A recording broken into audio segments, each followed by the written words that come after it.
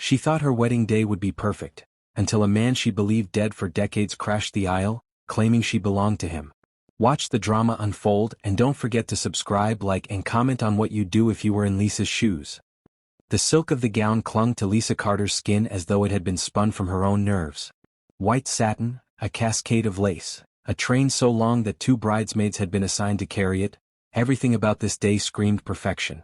Flowers hung in arches across the gilded ballroom of the St. James Hotel in Manhattan, their fragrance thick and almost suffocating. The air buzzed with the chatter of 200 guests, most of them her parents' business friends, not hers. Lisa glanced into the mirror one last time before the procession began. Her reflection showed a bride straight out of a fairy tale. Flawless makeup, a smile painted on despite the storm beneath her ribs. Her chestnut hair had been curled and pinned into a regal updo, diamond pins catching the chandelier light. She should have looked happy. She should have felt alive. Instead, her stomach knotted as though her body knew what her heart refused to admit. Francis Miller was waiting for her at the altar.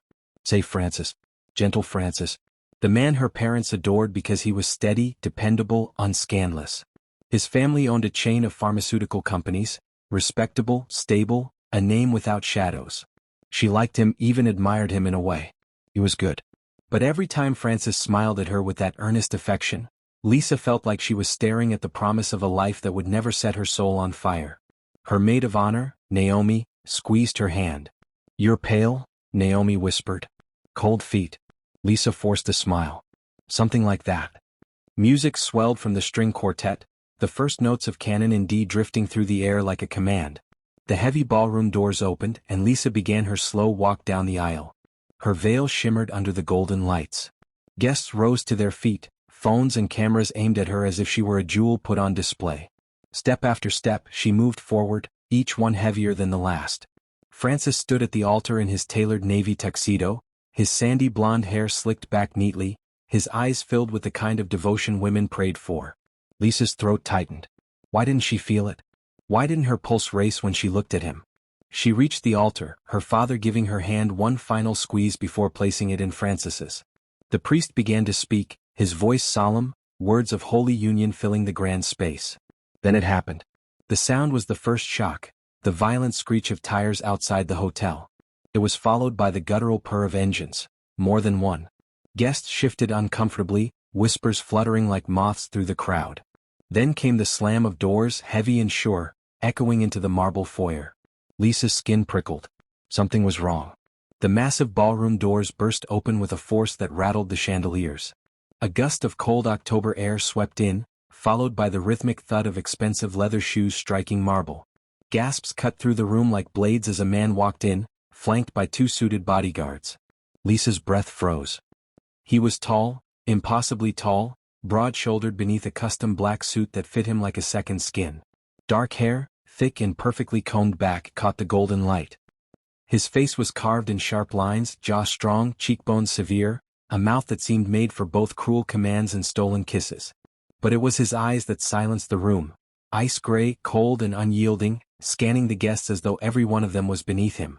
He moved with the kind of authority that couldn't be faked. Power radiated from him, coiled and dangerous, like a panther in human form. Lisa's heart slammed against her ribs. She knew that face.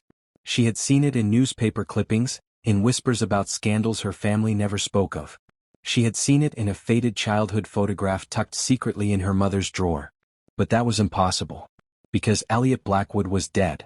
The man who now stood at the threshold of her wedding, very much alive, had supposedly perished 20 years ago in the wake of a financial scandal that destroyed the Blackwood empire. His family had vanished into disgrace. Whispers had said suicide, murder, exile. Whatever the story, Eliot Blackwood was not supposed to exist anymore. Yet here he was. Lisa's bouquet trembled in her hands. Francis frowned, tightening his grip on her fingers. "What the hell is this?" he muttered under his breath. The stranger did not hesitate. He walked down the aisle as though it belonged to him, each step slow, deliberate, a predator approaching his prey. The priest stammered, "Sir, this is a private ceremony, you cannot." Silence. His voice cut through the air like steel. Deep, smooth, commanding. The priest fell back instantly. He stopped before Lisa, towering over her, his eyes locking onto hers with such intensity that she forgot how to breathe. A smirk curved his lips, though his gaze carried no warmth. "Lisa Carter," he said, his voice low, intimate, as if they were the only two in the room. "You don't belong to him." He flicked a glance at Francis, dismissing him with a single look. "You belong to me." A collective gasp rose from the crowd. Lisa's knees weakened. Francis bristled, stepping forward. "Excuse me? Who the hell do you think you are?" The stranger's smile widened, cruel and confident. "Eliot Blackwood. The man she was promised to long before you ever dreamed of standing beside her." Lisa's blood ran cold. "Promised?" "Yes." His gaze never left hers. "Your parents made the arrangement before you were old enough to walk. You were mine at birth, Lisa. And nothing, not your fiancé, not this farce of a wedding, changes that." The room erupted into chaos. Guests gasped and muttered, phones lifted to record the scandal. Her mother's hand shot to her mouth, her father's face drained of color. Their silence was confirmation. Lisa turned on them, her voice shaking. "Is it true?" Her father's eyes avoided hers. Her mother looked away. The betrayal cut deeper than any blade. Francis stepped between them, fury flashing in his blue eyes. "You can't just storm in here and—" Eliot's bodyguards moved instantly, blocking Francis with intimidating ease. Eliot leaned closer to Lisa, his cologne, something dark and expensive, wrapping around her senses. "You're coming with me," he said. "No," Lisa whispered, though her voice trembled more from shock than defiance. "Yes." He straightened, extending his hand as though the matter was already decided. "This wedding ends now," Francis shouted, "over my dead body." He lunged forward, but one of the guards caught him by the arm, shoving him back with brutal force. Guests screamed as Francis stumbled into the pews. Lisa stood frozen, caught in Eliot's gaze, her mind spinning. He was supposed to be dead. He was supposed to be a ghost.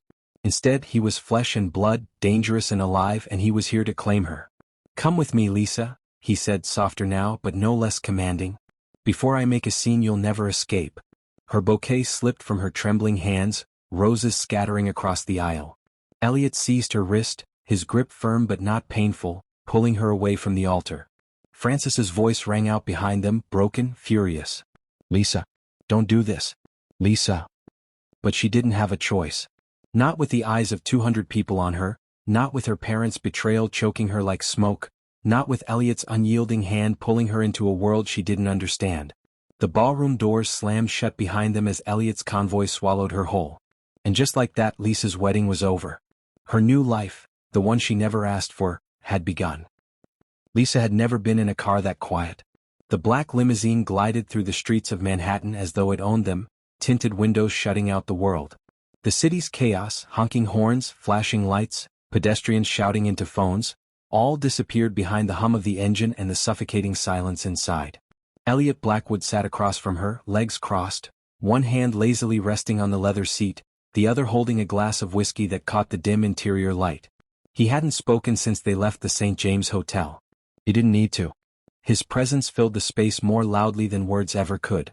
Lisa sat rigid, her wedding gown crumpled against the seat, her veil torn off in the scuffle. Her hands twisted nervously in her lap. She wanted to scream at him, claw at him, demand to be taken back. But her voice had abandoned her, trapped beneath the weight of everything she had just witnessed. Finally she found enough air. "Why?" Eliot's eyes flicked to her. Gray, cold steel under winter skies. They softened for no one, not even her. "Because you're mine." Her stomach lurched. "I'm not yours. You ruined my wedding, humiliated my family." He cut her off smoothly, his tone maddeningly calm. "Your family humiliated themselves the day they sold you to me and then pretended it never happened." Lisa froze. His words sank deep, slow and poisonous. "You're lying," she whispered. "I don't lie, Lisa." He leaned forward slightly, the whiskey in his glass barely rippling despite the motion. "Not about this. Your parents and mine made a contract before you were even a year old. You were promised to me." She shook her head violently, hot tears burning her eyes. "No, that's insane. People don't do that. Not here. Not in this century." A faint smile tugged at his mouth, humorless and sharp. "The wealthy do things you can't imagine. Power isn't built on love stories and fairy tales. It's built on alliances, marriages, signatures written before children can even say their first words." Lisa's throat tightened. Memories stirred at the edges of her mind, overheard whispers, the way her parents avoided questions about the Blackwoods, the faded photograph she'd once found hidden away. She had dismissed it all as old gossip, irrelevant to her life. Now it slammed into her with suffocating force. "You're supposed to be dead," she managed, her voice cracking. Eliot leaned back again, swirling his glass. His expression didn't change, but something flickered in his eyes, a shadow. "Yes. Convenient for them, wasn't it? My family ruined by scandal. A tragedy they could bury. A name they could erase. A fiancé they could quietly redirect to someone safer." He set the glass down, his gaze piercing. "But I didn't die. And now I've come back for what's mine." Lisa pressed herself against the door, as though distance could protect her from the intensity of his claim. "I don't even know you. You can't just appear out of nowhere and claim ownership of me like I'm some property." His jaw flexed. For a moment, anger cracked through his composure, sharp and dangerous. Then it was gone, replaced by a chilling calm. "You're not property," Eliot said. "But you are bound to me. Whether you like it or not." The limo slowed, pulling up in front of a towering skyscraper of glass and steel. Blackwood Tower. The name glowed across the top floors in bold silver letters, dominating the skyline. Lisa's stomach dropped as realization hit her. He wasn't just wealthy. He was powerful, untouchable. The door opened and his bodyguard gestured for her to step out. Lisa hesitated, but Eliot's voice came low and final, "Out." She obeyed, though every instinct screamed against it. Inside, the tower was an empire of marble and glass. The air scented faintly of leather and something colder, money. Suited men and women froze as Eliot passed, lowering their gazes in silent reverence. Lisa felt like she was being paraded, her ruined wedding gown dragging across floors worth more than her parents' house. They entered a private elevator that shot them skyward. Eliot keyed in a code, and the doors opened to a penthouse that looked less like a home and more like a palace. Floor-to-ceiling windows revealed the glittering sprawl of New York beneath them. The furniture was sleek, modern, almost intimidating in its perfection. Everything screamed wealth but not comfort. Lisa turned on him, her hands shaking. "You can't keep me here. I have a life. I have." "A husband?" he cut in, arching a brow. "No, you don't. You left him at the altar." "You dragged me away," she shouted. Eliot's voice lowered to a dangerous murmur. "If you wanted him, you would have fought harder. You would have screamed my name in the street, clawed your way out of my car. But you didn't. Because some part of you already knows what I'm telling you is true." Her breath caught. Rage and confusion tangled in her chest. He was wrong. He had to be wrong. And yet his words pressed against something deep inside her, something she didn't want to name. "You're insane," she whispered, turning away. "I want to go home." "This is your home now," Eliot said simply. He walked past her, loosening his tie, every inch the man who controlled the world outside those windows. "Get comfortable, Lisa. You're not leaving." She spun, her voice trembling with fury. "You can't lock me up here like some prisoner." His gaze met hers, hard and unyielding. "You're not a prisoner. You're my fiancé." Silence crashed between them. Lisa's chest rose and fell rapidly, her heart thundering in her ears. She should have slapped him, should have screamed, should have demanded he take her back that instant. But her body betrayed her, frozen, caught in the snare of his presence. Eliot stepped closer, stopping just a breath away. His voice was low, intimate, every syllable brushing against her skin like a forbidden touch. "You can hate me all you want, Lisa. But I've waited my entire life for this moment. 20 years of silence. 20 years of building an empire. 20 years of knowing you were mine, and watching your family pretend you weren't. Do you really think I'd let you go now?" Her lips parted, but no sound came out. He leaned down, his breath warm at her ear. "You belong here. With me." Lisa's pulse raced so violently she thought she might faint. And then he stepped back, composure snapping into place once more. "You'll have everything you've ever dreamed of here. Clothes, jewels, freedom from that family that betrayed you. All I ask in return is your presence. That you honor what was always meant to be." She shook her head, tears brimming. "You don't understand. You can't buy me.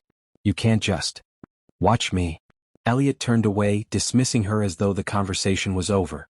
He poured himself another drink, shoulders tense despite his calm facade. Lisa sank onto the nearest chair, her gown spilling around her in torn lace and crumpled silk. Hours ago, she had been a bride walking down the aisle toward a safe, ordinary life. Now she was in a glass palace with a man who was supposed to be dead, a man who claimed her as though the universe had always intended it. And for the first time, Lisa realized her life was no longer her own. It belonged to Eliot Blackwood. Lisa learned quickly that Eliot Blackwood's world operated by rules no one ever spoke aloud but everyone obeyed. For 3 days she had lived inside his penthouse, a palace of glass and steel perched above Manhattan. Every room seemed designed to remind her of his power, walls lined with abstract art worth millions, a piano she never saw him touch, a dining table that could seat 20 though he always ate alone. Staff drifted through silently, their eyes carefully avoiding hers, as though she were a fragile secret. He never locked her in, yet she wasn't free either. When she tried to leave, a polite but immovable guard informed her, "Mr. Blackwood prefers you stay inside." The message was clear. She was allowed movement but only within the cage he had built. Lisa had tried fighting, screaming, even throwing a glass across the floor of his office in a fit of rage. Eliot hadn't flinched. He only watched her with that maddening calm, as though her anger amused him. But the most unbearable thing was the silence that stretched between them. He never begged, never apologized, never explained himself again. He simply lived, and expected her to live beside him. And against her will, she noticed him. The way he rose at dawn, shoulders bare beneath the sharp lines of his robe, staring out at the skyline as though calculating how to bend it to his will. The quiet strength in his movements, whether pouring whiskey or typing commands into a laptop that could probably buy her family's entire home. The way conversations stopped when he walked into a room. He wasn't just powerful. He was magnetic. And she hated that her pulse quickened whenever his gaze landed on her. On the fourth evening, she found him in the library, a cavernous room lined with shelves of leather-bound books that smelled faintly of cedar and thyme. He was seated near the window, jacket off, shirt sleeves rolled to his elbows, a glass of bourbon balanced in one hand. "You've been sulking long enough," he said without looking up. Lisa stiffened. "I'm not sulking. I'm surviving." He glanced up then, his gray eyes catching hers, unreadable. "You think survival looks like pacing circles in your room until you wear the carpet down?" Her jaw tightened. "You kidnapped me, Eliot. Forgive me if I don't know the etiquette." His mouth twitched. Almost a smile. "You could make it easier on yourself." "And what would that mean? Pretending I want to be here? Pretending I want you?" The words were sharper than she intended, meant to wound. But instead of anger, she saw something flicker across his face, brief, raw, almost painful, before the mask returned. He set his glass down and stood, moving toward her with deliberate steps. Lisa's breath caught. He stopped inches from her, so close she could see the faint scar running along his jawline, a mark she'd never noticed before. "You don't have to pretend," he said softly. "That's the difference between me and them. Frances, your parents. They wanted you to perform, to play the perfect daughter, the perfect wife. I don't. I want what's real. Even if it's your hatred." Lisa's throat tightened. His words shouldn't have shaken her, but they did. She had never thought of it that way. "Why me?" she whispered, her voice cracking. "Out of all the women in the world, why cling to some old contract? Why me?" Eliot's gaze burned into hers. "Because you're the only thing they couldn't take from me. Everything else, the fortune, the name, my family's dignity, it was destroyed. But you were promised. You were mine. Even if they tried to bury me, even if they tried to erase me, I knew one day I would come back for you." Her chest ached. She should have hated the obsession in his words, should have pulled away. Instead, she felt the floor tilt beneath her, as though the world made sense and no sense at all at once. She shook her head, forcing distance between them. "That's not love. That's possession." "Maybe," he said, voice low. "But tell me you feel nothing when I look at you like this." Lisa's breath hitched. She opened her mouth, but no words came out. Because he was right. She felt it, the heat crawling under her skin, the pull in her chest, the terrifying hunger she didn't want to name. Before she could stop herself, she whispered, "I hate you."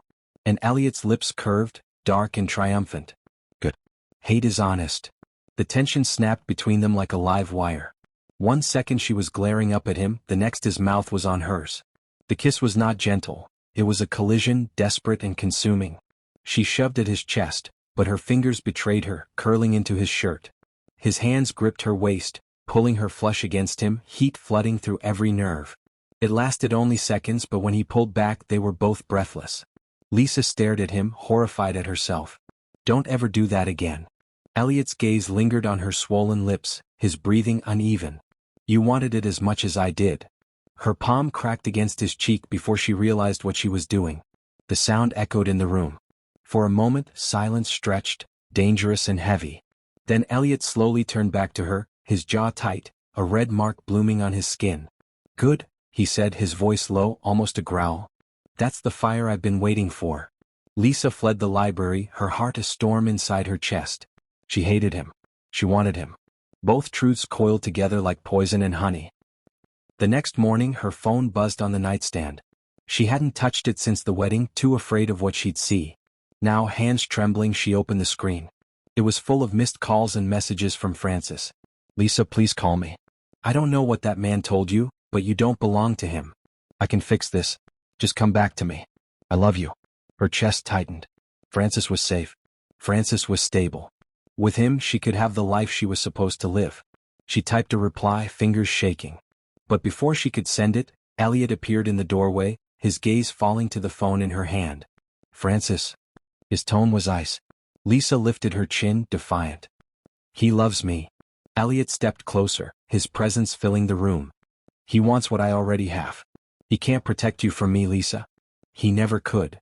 Something in his voice, not threat but certainty, made her shiver. Eliot leaned down, his lips close to her ear, his breath warm. "Let him try. Maybe then you'll see there's no safety left for you. Not anymore." Lisa's pulse thundered. For the first time, she realized this wasn't just a battle between two men. It was a battle between two lives, the one she thought she wanted and the one that terrified her, the one she couldn't resist. And deep down, she feared which one she would choose. The city seemed quieter than usual that night, but Lisa knew better. It was only the silence before a storm. She had spent the day pacing Eliot's penthouse, her nerves stretched thin. Since the kiss, since the phone calls from Francis, her mind was a battlefield.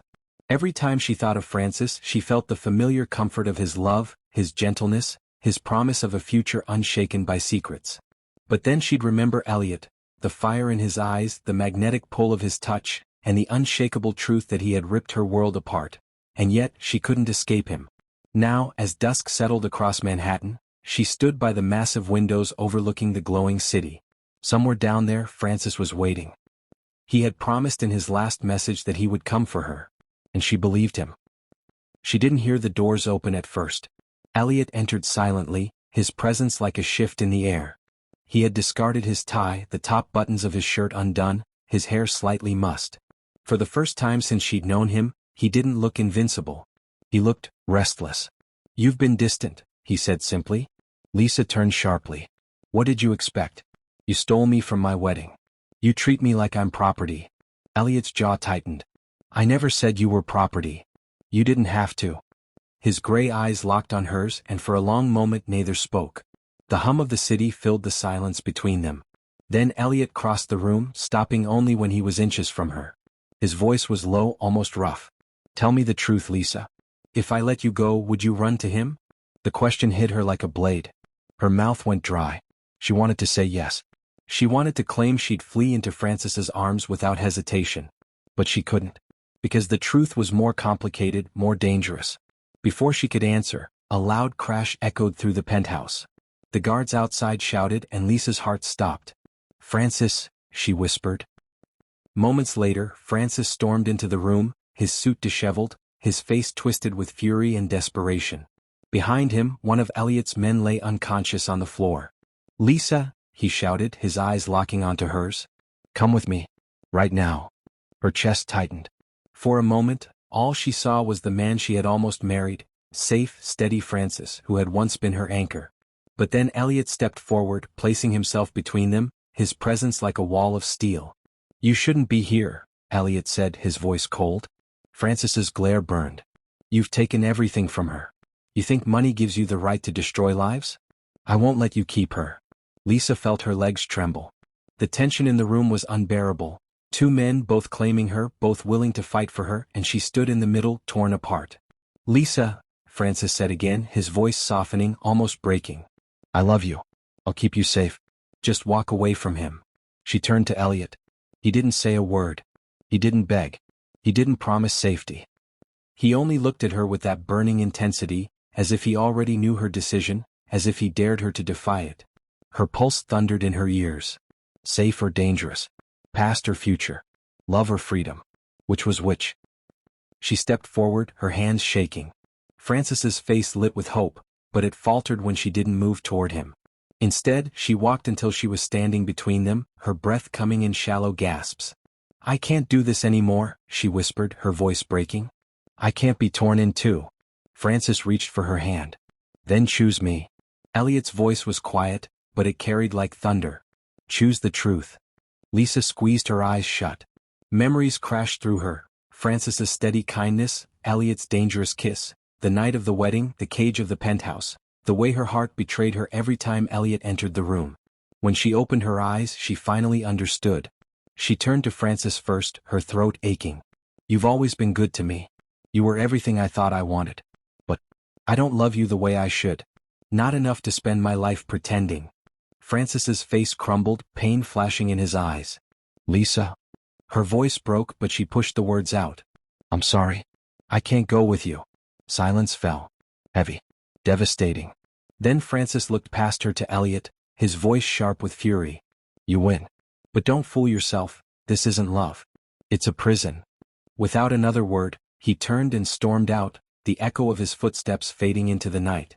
Lisa stood trembling, tears sliding down her cheeks. Her chest felt like it had been torn open. Then Eliot stepped closer, his hand hovering as if he didn't dare touch her yet. His voice was low, raw, stripped of arrogance. "You chose me." She let out a shaky laugh, bitter and broken. "I don't know if it was love or madness. Maybe both." Finally, his hand found hers, warm and steady, grounding her. For the first time, Eliot didn't look like a billionaire untouchable by the world. He looked like a man, desperate, vulnerable, alive only because she stood before him. "You're mine," he whispered. Lisa met his gaze, her heart racing. "Not because of some contract. Not because of your wealth. If I'm yours, it's because I chose it." And then, in the silence of the penthouse, high above the city that glittered like broken glass, Lisa leaned forward and kissed him. Not out of hate, not out of fear, but out of the reckless, terrifying truth she could no longer deny. This was her choice. Her fire. Her freedom. And she would burn for it.